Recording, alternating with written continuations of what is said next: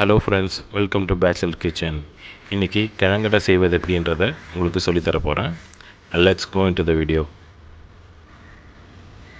அதுக்கு தேவையான பொருட்கள் பார்த்திங்கன்னா, காஞ்ச மிளகா, சிறிதளவு சோம்பு சீரகம், ஆழ்வெள்ளிக்கிழங்கு, ஊற வச்ச அரிசி, ஒரு ஆனியனு, சிறிதளவு கொத்தமல்லி, கருவேப்பிலை.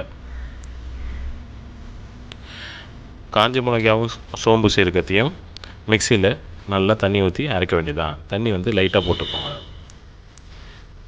நான் மாவு அரைக்கிறது எப்படின்றத சொல்லித்தர போகிறேன்.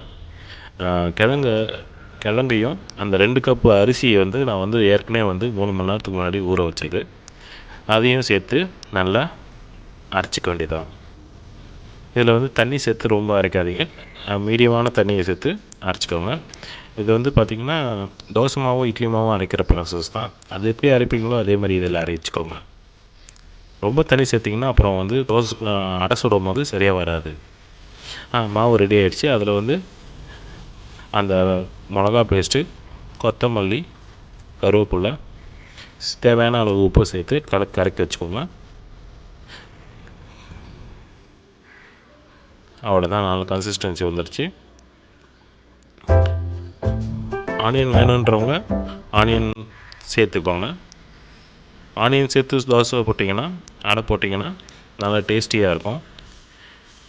பெரும்பாலும் வந்து எனக்கு வந்து ஆனியன் அடை தான் எனக்கு ரொம்ப பிடிக்கும், அதனால் ஆனியன் சேர்க்குறேன்.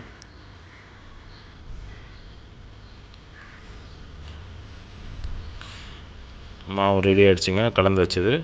இப்போ வந்து பேனில் வந்து ஹீட் பண்ணிவிட்டு அதில் வந்து நீங்கள் வந்து தோசை சுடுற மாதிரி சுட வேண்டியதான். சைட்லலாம் எண்ணெய் போட்டுக்கோங்க. கிறிஸ்மஸ் வேணும்னா கொஞ்சம் எண்ணெய் சேர்த்துக்கோங்க, அப்போ தான் வந்து அடியில் ஒட்டாமல் இருக்கும். நல்ல வாசனை வருதுங்க. அந்த கருவேப்பிலை, கொத்தமல்லிலாம் சேர்ந்து ஒரு நல்ல ஃப்ளேவர் கிடைக்குது. இதுக்கு சைட் டிஷ் பார்த்திங்கன்னா அவியல் சேர்த்து வச்சுக்கலாம். ஓகே, ரெடி ஆகிடுச்சு. கிழங்கடை ரெடி ஆகிடுச்சிங்க. இந்த டிஷ் உங்களுக்கு பிடிச்சிருந்தால் லைக் பண்ணுங்கள், ஷேர் பண்ணுங்கள், சப்ஸ்கிரைப் பண்ணுங்கள்.